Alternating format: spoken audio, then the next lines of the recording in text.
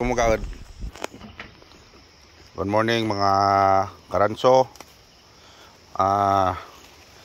Dito pala may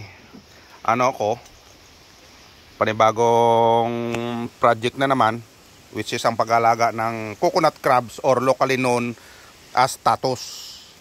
Ito sa area na to, parang natural habitat nila. Dito ko sila binibitawan. Ayan, kung nakikita nyo, itong species nito is very rare. Birang-bira na makita. O, yun. Ayun. Ang pinapakain ko lang dito is kung anong kinakain nilang natural, tinatawag na coconut crabs. Itong mga coconut rin. Binibiak ko lang siya.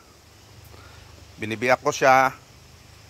At saka hindi naman masila na pag-alaga nito mga karanso, kasi nga ang kinakain talaga nila ay niyog, mga prutas, buwang kahoy pag doon sila sa gubat.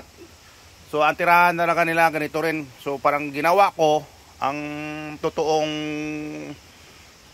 tirahan nila, mga bato, kasi dyan sila tumitira sa ilalim ng batuhan, o dyan sila nag-iitlog at nagpaparami. So ngayon, parang experiment lang to. Siguro ito, ang yung ibang maliliit na binitawan ko dito ay malalaki na sila. Actually, mga gabi ang labas nila nito. So para maano natin mamayang gabi, ano ko lagay sa sunod kong video, ipakikita ko kung paano sila lumabas at kumakain ng mga niyog. So ito ngayon, since na umaga, may bagong dumating na yan. Kasi nga, medyo pawala na ito sa kaya nag-experiment ako na lagaan sila. Yan. Ayan.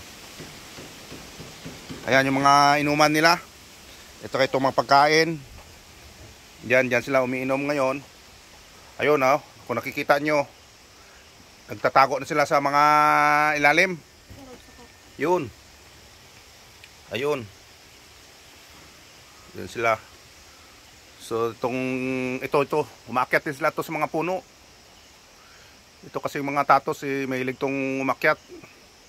Kaya nga sinasabing coconut crabs, minsan doon sila sa taas ng nyog, kukuha ng buko, tsaka kakainin nila. Bibiyakin lang nila ang niyog sa pamagitan ng kanilang mga kagat. Dahil itong kagat nito ay masyadong malakas. Yung daliri mo dito pag na kagat nila, mapuputol. Yan. Which is a good size na rin yan. Yan. Ayan sila. Yan. Yan mga karanso. Yan kung nakikita nyo dyan, parang dyan sila pumapasok. So parang mga bato sila yung para may mga halo dyan na dyan sila nagtatago. O yan. Yan. O yun Ito. Yung iba wala na. Na sa loob na. Yan. O sige mga karanso, yan lang muna ang maibibigay kong sa inyo. So abangan nyo naman ng mga susunod kong video patungkol naman sa mga natin dito sa isla ng Sibay. So yan lang muna. Magandang umaga